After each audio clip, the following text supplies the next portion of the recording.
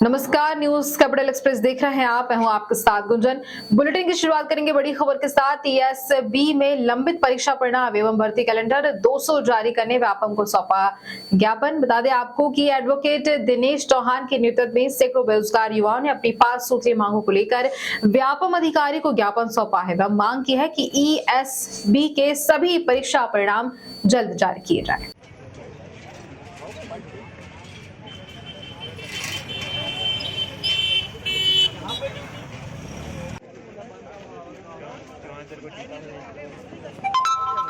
हॉर्मोनी तो पीछे का हो रहा है।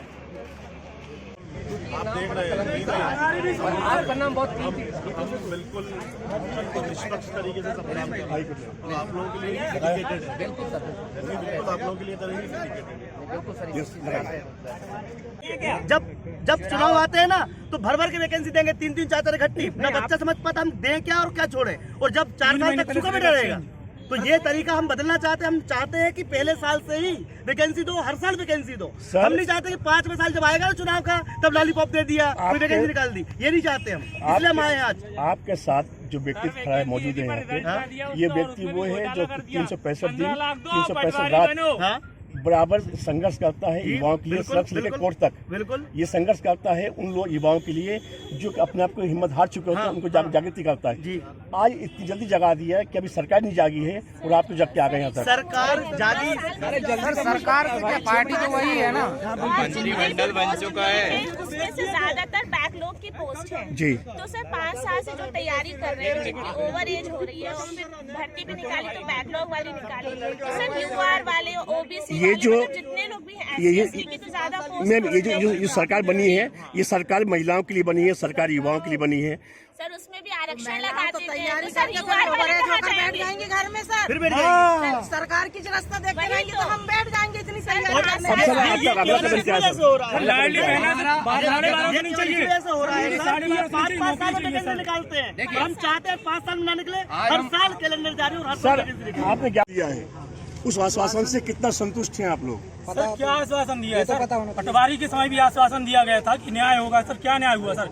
पिछले 1 वर्ष से सर कितनी सारी परीक्षाएं हुई, चाहे जेल पैरी हो, चाहे वन रक्षक का हो, चाहे सर पुलिस कांस्टेबल की परीक्षा हो, सर ग्रुप 5 की परीक्षा हो। सर कोई परीक्षा के रिजल्ट ही नहीं आ रहे हैं सर। सिर्फ आश्वासन देते हैं सर, ज्ञापन ले लेते हैं, आश्वासन देते हैं सर, रिजल्ट तो परिणाम चाहिए ना सर। मध्य प्रदेश में शासन बदल चुकी है, सरकार बदल गई है, फिर से आपके व्यापम का जीन आपने बाहर निकाल दिया है बोतल से। अब क्या लगता है आपको? सर नाम बदल दिए, सरकार बदल दी सर, काम भी तो बदलो तब तो हमें पता चले सरकार बदली। सर क्या सरकार बदल गई? मेरा सर इतना कहना है सर, मैं 2019 में सर 2 अपनी नौकरी छोड़ के आया था सर। कितने की नौकरी? कोई पुलिस की नौकरी करने के लिए सर, है ना। ऐसा नहीं है कि सर मुझे नौकरी नहीं मिलेगी। सर नौकरी 50 है, लेकिन सर वर्दी भी कोई चीज होती है। सर मुझे वर्दी से प्यार है सर, 2017 से ऐसा ही गायब है सर। आपने कहा कि मुझे वर्दी से प्यार है, वर्दी मतलब पावर, आपको पावर चाहिए। नहीं सर, मुझे वर्दी चाहिए सेवा करने के लिए, पावर नहीं चाहिए सर। पावर गुंडे की भी होती है सर, पावर नहीं चाहिए, वर्दी चाहिए सेवा करने के लिए। बहुत बढ़िया। एक युवाओं के एक मॉडल है, आप युवाओं की एक आवाज है, आप युवाओं के एक जुनून है। आखिर आपने इतने समय के बाद सरकार बदलते ही तो चिंगारी डाल दी और आग लग चुकी है, किस वजह देख रहे हैं? सैमसंग कंपनी नहीं बदल जाती मोबाइल लॉन्च होने से। कंपनी वही है बीजेपी। सीएम बदलता रहता है, चलता रहता है, पॉलिसियां नहीं बदलती पार्टीज की। तो आपको ये वाली बात ही पता है। और अगर उनके पहले मुद्दे में युवा है तो दिखना चाहिए ना।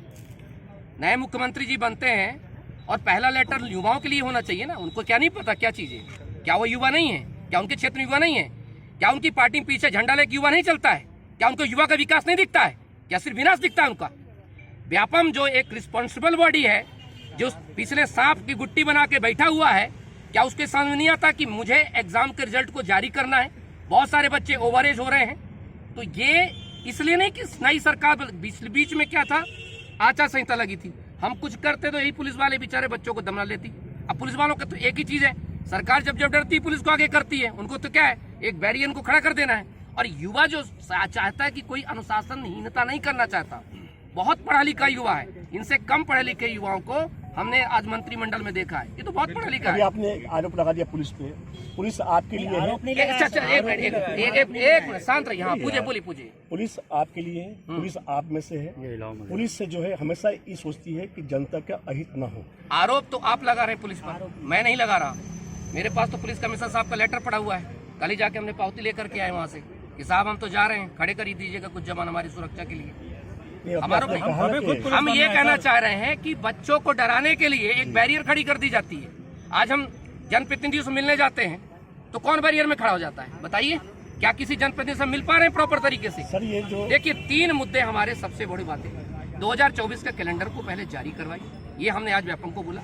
रुके हुए रिजल्ट को जारी करिए ताकि हम अटके न रहें। और तीसरा, जो ओवर एज हो रहे हैं बच्चे, तो उनकी एक उम्मीद आ सके फिर से कि नहीं, हम जो तैयारी कर रहे हैं पिछले 4-5 साल से, हमें फिर से उसमें मौका मिल सके। सर अभी सरकार बनी है, मंत्रिमंडल भी नहीं बना है, फिर आप इतनी जल्दी में क्यों है परिणाम दे सर? ताकि सरकार के दिमाग में रहे, कपार में चढ़ा रहे यहाँ पर कि नहीं हमें लेटर लिखना है, कपार में चढ़ा रहे।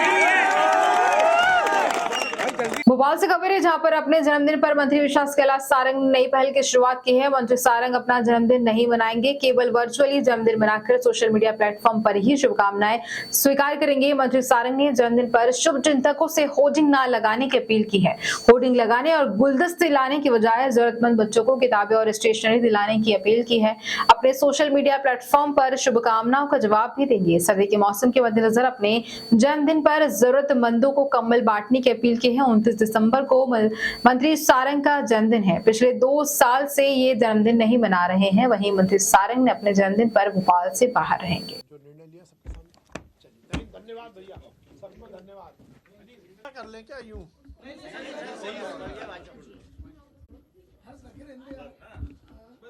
सभी को नमस्कार।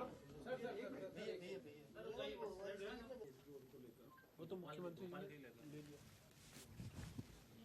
माननीय मुख्यमंत्री, तो मैंने आज विशेष प्रायोजन से आप सबको तकलीफ दी है। 29 दिसंबर को मेरा जन्मदिन है। विगत 2 वर्षों से मैंने ये निर्णय लिया है कि मैं जन्मदिन वर्चुअल तरीके से ही मनाऊंगा। इस बार भी मैंने निर्णय लिया है कि मैं अपना जन्मदिन वर्चुअल मनाऊंगा। फेसबुक, ट्विटर, इंस्टाग्राम पर ही मैं सभी लोगों की शुभकामनाएं ग्रहण करूंगा। मैं आपके माध्यम से सभी को निवेदन करना चाहता हूं कि इस बार पुनः मैंने ये निर्णय लिया है कि फिजिकली मैं जन्मदिन नहीं मनाऊंगा, मैं वर्चुअल जन्मदिन ही मनाऊंगा। और मैं अपने सभी मित्रों से ये भी रिक्वेस्ट कर रहा हूं, ये भी निवेदन कर रहा हूं कि कोई भी होर्डिंग ना लगाए। मेरे जन्मदिन से संबंधित बधाई का कोई होर्डिंग ना लगाए। और उसके साथ ही 29 दिसंबर को मैं निवेदन के साथ, वैसे तो मेरा घर मेरे मित्रों का ही घर है, पर मैं निवेदन करूंगा कि 29 तारीख को, क्योंकि मैं भोपाल में नहीं रहूंगा, इसलिए कोई भी मेरा मित्र उस दिन इस बात की परेशानी ना ले कि वो घर पर आकर मुझे बधाई दे, वर्चुअल मुझे बधाई दे। और मैं निश्चित रूप से उन बधाइयों को स्वीकार करूंगा। ये मेरे लिए बहुत सौभाग्य की बात है कि बड़ी संख्या में शुभचिंतक मित्र, मुझे प्यार करने वाले मेरे जन्मदिन पर बधाई देते हैं। मैं उनकी बधाई वर्चुअल तरीके से स्वीकार करूंगा और यथासंभव उनको उसका जवाब भी दूंगा। मैं सभी से निवेदन करना चाहता हूं कि इस बार मैंने फिर निर्णय लिया है कि मैं अपना जन्मदिन नहीं मनाऊंगा, केवल वर्चुअल बधाई स्वीकार करूंगा। और उसके साथ ही मैं सबसे निवेदन करता हूं कि कोई भी मेरा मित्र, मेरा कार्यकर्ता, मेरा शुभचिंतक होर्डिंग ना लगाए। होर्डिंग में जो पैसा खर्च होता है वो गरीबों को या वो बच्चे जिनको पढ़ाई की पुस्तकें, पढ़ाई की सामग्री की आवश्यकता है, उन होर्डिंग के पैसों का वहाँ सदुपयोग करें। और उसके साथ ही कोई भी व्यक्ति यदि मुझे बधाई देने आएगा तो वो बुके लाएगा, फूल लाएगा, तो मैं निवेदन करता हूं कि जितने पैसे के फूल या बुके वो लेके आने वाले थे उन पैसों का भी सदुपयोग करें, और वो आर्थिक रूप से कमजोर बच्चे जिनको पढ़ाई सामग्री की आवश्यकता है, उन पैसों से वो बच्चों को स्टेशनरी, बच्चों को किताब, बच्चों को कॉपियां उपलब्ध कराएं। मैं विनम्रता के साथ ये निवेदन करना चाहता हूं कि इस बार मैंने निर्णय लिया है, मैं जन्मदिन नहीं मनाऊंगा। वर्चुअल मेरे जितने भी सोशल मीडिया के प्लेटफॉर्म हैं उसके माध्यम से लोग मुझे बधाई दें, मैं उनकी बधाई स्वीकार करूंगा और फिर निवेदन करूंगा कोई पब्लिसिटी ना करें। राहुल गांधी 14 जनवरी से भारत पूर्व सीएम शिवराज सिंह चौहान कुछ देर में सीएम हाउस छोड़कर BH74 बंगले पहुंचेंगे, शिफ्ट होने वाले हैं। और पूर्व मुख्यमंत्री चौहान ने परिवार सहित सीएम हाउस स्थित मंदिर में पूजा अर्चना की और गौशाला में गौ माता के दर्शन भी किए। इस अवसर पर सीएम हाउस में पदस्थ सुरक्षा कर्मियों ने उन्हें बधाई दी।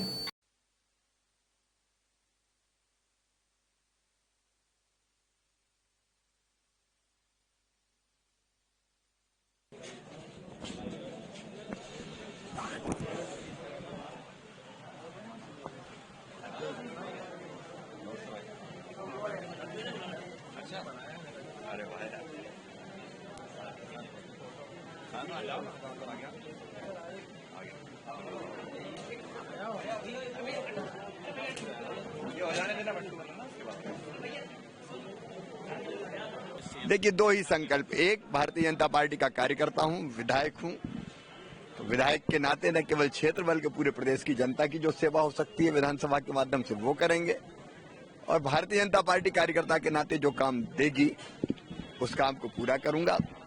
3 विषय मैंने पहले भी कहा है कि मेरे लिए अत्यंत महत्वपूर्ण है, वो मेरे जीवन का मिशन है। पार्टी के काम के साथ साथ एक पर्यावरण, मैं रोज पेड़ लगाता हूं। 19 फरवरी को 3 साल पूरे हो जाएंगे, तो उस काम को और कैसे ढंग से आगे बढ़ाएं। दूसरे, बच्चों का संरक्षण, क्योंकि मैं मामा हूं तो उनसे अत्यंत स्नेह करता हूं।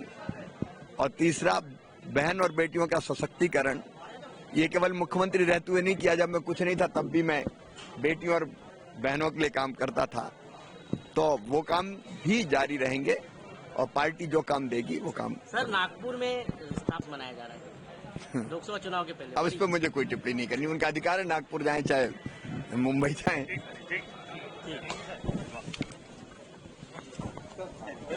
निहारिका मीणा ने MPC की जो परीक्षा है स्टेट सर्विस एग्जामिनेशन 2019 में, उसमें असिस्टेंट डायरेक्टर जनसंपर्क विभाग में प्रथम स्थान प्राप्त किया है। बता दें कि ये परीक्षा जो है बेसिकली स्टेट लेवल पर होती है मध्य प्रदेश के, जिसकी सबसे बड़ी लिस्ट पोस्ट होती है, और वहीं इस डिप्टी कलेक्टर की होती है, और इसी के पैनल में ग्रुप D की पोस्ट जिसमें ये चयनित हुई है वह जनसंपर्क विभाग में है, जनसंपर्क अधिकारी की पोस्ट है। दीदी, आपने मीना समाज का एक गौरव बढ़ाया। जो परीक्षा हुई थी जनसंपर्क विभाग की, उसमें अधिकारी की पोस्ट पे आपका चयन हुआ है, और क्या है? जी, मेरा 2019 में अभी assistant director public relation officer के लिए चयन हुआ है, जिसमें मेरी फर्स्ट रैंक है। दीदी, इस माहौल में पूरी खुशी का माहौल बन गया, पूरे परिवार में, पूरे समाज में खुशी का माहौल है। जी, खुशी का माहौल तो है। सबसे पहले तो मेरे घर पे ही मतलब रात को आया था रिज़ल्ट, तकरीबन मतलब 12 बजे, मतलब 12 बजने में 5-6 मिनट की देर थी, तब आया था रिज़ल्ट, और घर पे एकदम अलग ही माहौल क्रिएट हो गया। और अभी भी वो खुशी एकदम कंटिन्यू है घर में, और रिलेटिव्स के कंटिन्यूस फ़ोन आए जा रहे हैं, मतलब बहुत खुशी हो रही है। इस सफलता के पीछे किसका श्रेय मानते हैं आप? इस सफलता का श्रेय सबसे पहले तो मैं हनुमान जी को देना चाहूँगी। मैं हनुमान बब्बा की बहुत बड़ी भक्त हूँ, तो सबसे पहले तो मेरे बाबा, उसके बाद मेरे पूरी फैमिली का सपोर्ट रहा है मुझे थ्रू ऑल द टाइम, मतलब चाहे वो प्रीलिम्स हो, मेंस हो, इंटरव्यू, मतलब हर एक स्टेज पे मेरी फैमिली ने मुझे बहुत सपोर्ट किया है, क्योंकि ये परीक्षा बहुत ही मतलब इसमें स्टेजेस ज़्यादा होते हैं, तो उसमें हमारा मॉरल सपोर्ट की बहुत आवश्यकता होती है। तो मेरी फैमिली हमेशा मेरे लिए मार्गदर्शन का काम करती रही है। दीदी, ये जो सफलता मिली है, इसमें किस प्रकार की कठिनाइयों का आपको सामना भी करना पड़ा होगा? कठिनाई तो सबसे पहले ये रही है कि 2019 में मतलब मैंने एग्ज़ाम दिया था, मेरे ग्रेजुएशन के जस्ट बाद ही मतलब मेरा प्रीलिम्स हो गया था, निकल गया था, उसके बाद में मेंस को लगभग उसके 1 साल बाद मेंस हुआ, तो उसमें भी मेरा चयन हो गया। लेकिन करीबन 4-5 साल हो गए हैं, कुछ ऐसे विवाद रहे हैं इस परीक्षा को लेके, उसकी वजह से ये काफ़ी समय लंबित हो गया है। तो समय बहुत ज़्यादा चला गया है, लेकिन कोई बात नहीं, देर आए दुरुस्त आए, बट सिलेक्शन हो गया, ये सबसे बड़ी बात है। प्रमोद स्पीकर और वर्तमान विधायक रामेश्वर शर्मा जी बधाई देने पहुँचे आपको। जी, अभी कुछ ही देर बाद वो आने वाले हैं। मेरे बड़े भाई विश्वनाथ मीना जी ने उनको इनवाइट किया है, वो अभी कुछ देर बाद आशीर्वाद देने वाले आने वाले हैं। अक्सर देखा गया महिलाओं को हम बिल्कुल कमज़ोर जैसे महसूस देखते थे, इतनी बड़ी बड़ी महिलाएं इतनी बड़ी पोस्ट पे जा रही है, तो महिलाएं अब सतत होती नज़र आ रही। महिलाएं, ये पहले की बात हुआ करती थी कि महिलाएं कमज़ोर हैं, अब तो सरकार के द्वारा उनके लिए इतना कुछ किया जा रहा है और अपनी फैमिली का सपोर्ट भी बेटियों को मिल रहा है, तो वो खुद ब खुद मतलब महिला सशक्तिकरण के लिए बहुत सारे ऐसे योजनाएं चलाई जा रही है सरकार के द्वारा कि कोई भी महिला हो, चाहे वो बच्ची हो या फिर वृद्ध महिला हो या फिर हम जैसे युवा हो, सबके लिए ही बहुत ऑप्शन खुल गए हैं। तो अब ये कहना ठीक नहीं रहेगा कि महिलाएं सशक्त नहीं हैं। अब बिल्कुल उनको मॉरल सपोर्ट कर रही है फैमिली, जैसे एक लड़की को ट्रीट किया जाता है एक फैमिली में, वैसे ही लड़कियों को ट्रीट किया जा रहा है। आज का ज़माना बदल चुका है। भारतीय जनता पार्टी महिलाओं के लिए वास्तव में बहुत अच्छे प्रयास कर रही है। जी, बहुत ही अच्छा, मतलब उनके लिए उनकी जो योजनाएं हैं, सराहनीय योजनाएं हैं, जैसे लाडली बहना योजना है या लाडली लक्ष्मी योजना है, बहुत सारी ऐसी योजनाएं हैं जिनके माध्यम से वो महिलाओं को सशक्त कर रही है, तो ये बहुत ही अच्छा कर रही है। एक बार नाम बता दीजिए दीदी। मेरा नाम निहारिका मीना है। टीजे संचालकों ने अपनी मांगों को लेकर भोपाल के शाहजहानी पार्क में विशाल प्रदर्शन किया। वहीं आपको बता दें कि उन्होंने अपनी ताकत भी दिखाई। संदीप कुमार, मैं भोपाल डिवीजन का अध्यक्ष। आप सभी से आज यहाँ देखकर बहुत ज्यादा खुशी हो रही है। आज हमारा सौभाग्य की बात है, भोपाल को आप लोगों के आने का मुझे आपके मेहमाननवाजी करने का मौका मिला। मैं सरकार से मांग करूंगा और आप लोगों का पक्ष, मेरा पक्ष, हम सभी का पक्ष रखूंगा। आप सभी ने यहाँ आकर ये साबित कर दिया है कि हम छोटा मोटा व्यापार नहीं, बहुत बड़ा व्यापार करते हैं। हमारा मुख्य उपार्जन, यही एक जीविका, इसी से चलता है। मैं आप सभी बताना चाहूँगा, जब मैं यूनियन ज्वाइन की थी तब मेरे पास सिर्फ 100 लोगों की व्यवस्था थी।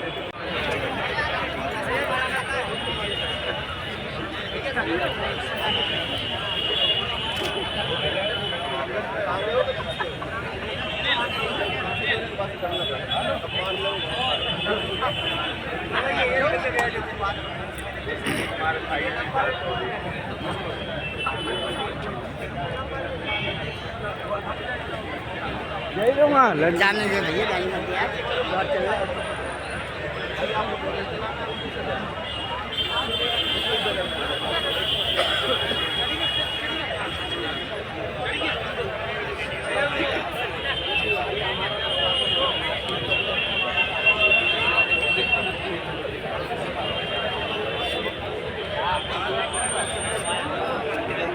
माननीय मुख्यमंत्री जी तक यह आवाज पहुंचे कि ये प्रदर्शन आज जो हम करने आए हैं, ये कोई छोटा मोटा प्रदर्शन नहीं है।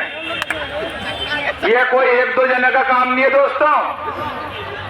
इसमें पूरे प्रदेश के 52 जिलों से सैकड़ों की संख्या में कल रात से वो लोग निकले जो कि रात भर से परेशान होकर, क्योंकि उन सभी का सर नाम बताइए सर। इसके अलावा कोई भी नहीं रहेगा। सर नाम बताइए सर। धन्यवाद। सर आज प्रदर्शन कर क्या मांगे? आज जो प्रदर्शन कर क्या मांगे आपके प्रमुख? हमारी मांग ये है कि हमारे व्यवसाय को चालू किया जाए। हर तरह से प्रतिबंध लगाया गया है और जो गाइडलाइन दी गई है वो हमें सूटेबल नहीं है। और जिला धार वाला बैनर जिसका अगर थोड़ा सा नीचे करते हैं तो पीछे के लोगों को भी दिख जाएगा। वो स्पीकर लगा के तो हम अपना व्यवसाय कर नहीं पाएंगे। स्पीकर वाला बैनर थोड़ा सा नीचे करते हैं। यहाँ पे अपनी मीटिंग रख लीजिए, कह रहा हूँ कि जो है आगे पीछे के सरकार आगे लोगों को भी थोड़ा दिख जाए हिसाब से। आगे हम और कुछ अपना बड़ा प्रोग्राम रखेंगे और आंदोलन पे उतरेंगे। कृपया सभी बस हमारी अपना अपना हमारा जो स्थान रोजगार है ग्रहण कर लें। उसे प्रतिबंध न किया जाए और उसको प्रोग्राम गाइडलाइन के तहत 8 से 10 मिनट में चालू हो रहा है। कृपया सब अपना अपना स्थान ग्रहण कर लें, सुचारू रूप से और शांति बनाए रखें। सर नाम बता दीजिए पहले। कमलेश यादव। आज यहाँ पर ये जो जनसभा रखी गई है, इसका उद्देश्य है कि एक नियम के नंबर दे दीजिए आप अनुरूप हमारे डीजे व्यवसाय को जो हानि पहुँची है और जो बंद हो चुका है, उसको सरकार शासन तक पहुँचाना कि ये व्यवसाय कुछ लोगों का नहीं है। मध्य प्रदेश में हजारों लोग इससे जुड़े हुए हैं और हजारों लोग इससे प्रभावित हुए हैं। तो हमारा आज का ये जो जनसभा है इसलिए रखा गया है कि सरकार तक हमारा उद्देश्य पहुंचाना कि इस व्यवसाय से हजारों लोग बेरोजगार हो। उज्जैन से करीब 65 किलोमीटर दूर नागदा से करीब 8 किलोमीटर है ये प्राचीन मंदिर। कहा तो ये भी जाता है कि मंदिर में हनुमान जी की चमत्कारी मूर्ति स्वयं प्रकट हुई है। जी हाँ, हम बात कर रहे हैं ऐसे मंदिर की जहां भगवान को साक्षात देखने का दावा करते हैं लोग और बताया जाता है कि ये मंदिर काफी करीब 100 वर्षों पुराना मंदिर है। यकीन मानो तो इस मंदिर की मान्यता अंग्रेजों के जमाने से पुरानी बताई जाती है। अगर हम दर्शन करने आने वाले लोगों की बात कर यकीन करें तो इस मंदिर में जब हनुमान जी की मूर्ति जब प्रकट हुई,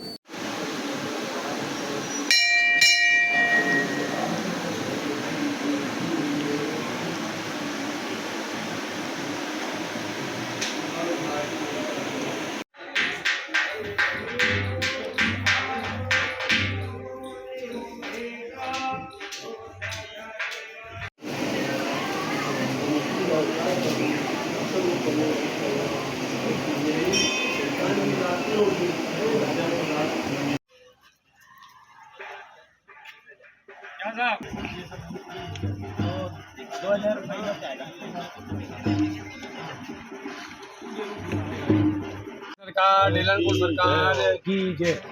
ढेलनपुर बालाजी में एक भव्य मंदिर की निर्माण का भूमि पूजन हो चुका है।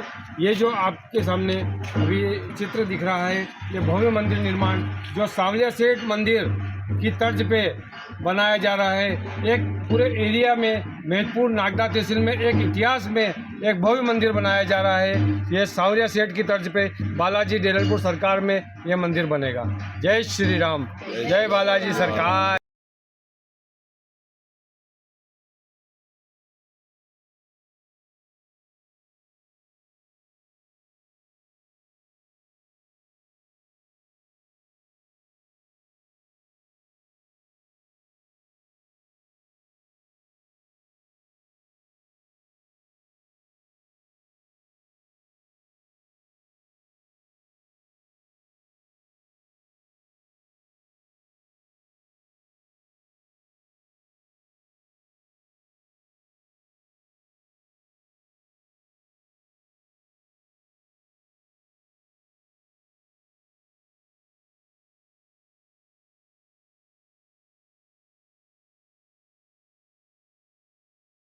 पंडित जी जय श्री राम। पंडित जी, जैसे ये मंदिर की स्थापना जो हुई थी, कब कौन सी सदी में हुई थी और ये कैसे प्रकट हुआ था ये मंदिर? अब इसका तो पता नहीं है, बहुत पुराना है ये। हाँ।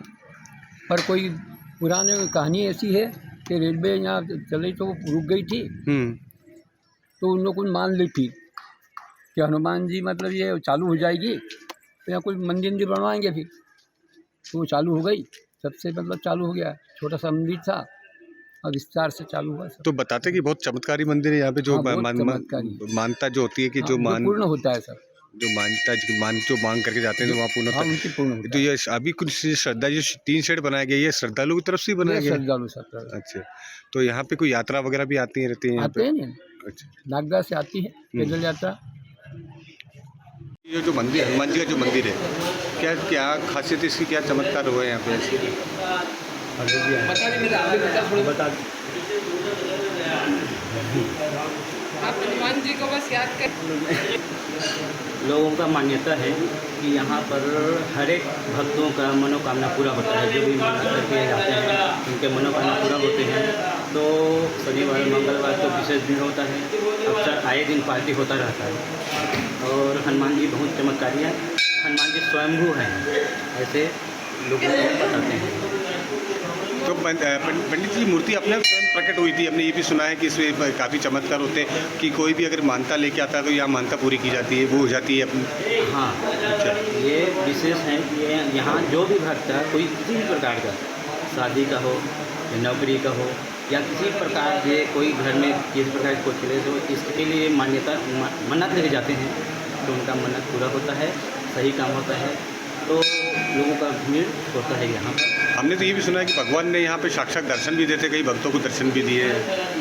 जाकी रही भावना जैसी मूर्ति देखाई थी तैसी, आप जिस भाव से आओगे हनुमान जी उसी रूप में दर्शन देंगे, लेकिन सबके सामने नहीं, आपके सामने आपके भाव में आपका दर्शन हो जाएगा। बिल्कुल हमारी भी सारी इच्छाएं पूरी होती है। मतलब यहाँ हमको तो मतलब 3-4 ऐसे केस की बिल्कुल साक्षात हुए हमारे, तो हम भी जब से ऐसे ही मतलब पूरा मानते हैं। तो आपको भी लगता है कि कहीं ये मूर्ति जो है जो चमत्कारी मूर्ति हम तो बहुत मानते हैं, बहुत। तो कितने सालों से आ रहे हैं आप यहाँ पे? हम भी मतलब मैं तो मेरी शादी से कंटिन्यू 30 साल हो गए शादी को, जब से ही इनके साथ आती हूँ। तो मंदिर का ये इतिहास बताया जाता है कि पहले बहुत छोटा सा मंदिर था और अभी देखो तो काफी पहले मतलब 100 से 150 साल पुराने यहाँ पर पूरा जंगल था, कहीं भी कुछ भी नहीं होता था।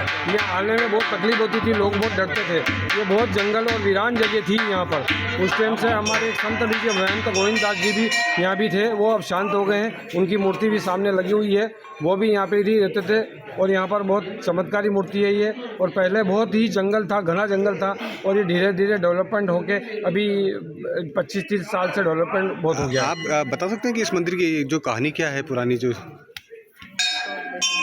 हनुमान जी का ये प्राचीन मंदिर काफ़ी प्राचीन बताया जाता है कि काफ़ी लोगों की आस्था जुड़ी है यहाँ पे। बताया जाता है कि ये मंदिर जो की मूर्ति जो प्रकट हुई थी और यहाँ पे जो हनुमान जी ने साक्षात भक्तों को दर्शन दिए थे, तो लोगों की आस्था इतनी जुड़ती चली गई। मैं अपने कैमरामैन को कहूँगा दिखाएं किस प्रकार से यहाँ पे लोग जब पूजा करने यहाँ पे हर मंगलवार और शनिवार को जो है यहाँ पे तांता सा लगा रहता है और ये मंदिर जो है काफ़ी प्रचार भी बताया जाता है। तो आज से करीब 100 साल पहले जब रेलवे का निर्माण कार्य यहाँ चल रहा था, तो उस समय रेलवे लाइन यहाँ से जो दिल्ली की और बॉम्बे की रेलवे लाइन डल रही थी, तो वो रेलवे लाइन को बजरंग बली ने जब तक इनका मंदिर की स्थापना नहीं हुई, प्रकट नहीं हुई, आगे बढ़ने नहीं दिया। कैमरा पर्सन महेश कछावा के साथ मैं संजय शर्मा, उज्जैन। चुनाव जीतने के लिए बनी रणनीति। ऑल इंडिया मजलिस ए इत्तेहादुल मुस्लिमीन पार्टी मध्य प्रदेश नरेला विधानसभा भोपाल के वार्ड नंबर 41 में हो रहे पार्षद उपचुनाव में मजलिस के प्रत्याशी पीरजादा लोकीर निजामी साहब को चुनाव जिताने के लिए आज मुख्य चुनाव कार्यालय में शहर भोपाल टीम मजलिस एकजुट गई हुई है। वहीं सभी ने तन मन धन से एक होकर चुनाव जीतने की रणनीति बनाई है। इसके बाद जो सभाओं की जो है ना अपने को परमिशन लेना है, तो एक बंदा पहले से जो है तैयार कर लो तो भाई परमिशन लेने आपको जाना है, सारी सेट कर लो तो अपने को कब जलसा है आपको बाहर से कौन आ रहा है ये देख लो, अगर कोई नहीं आ रहा है अपने ही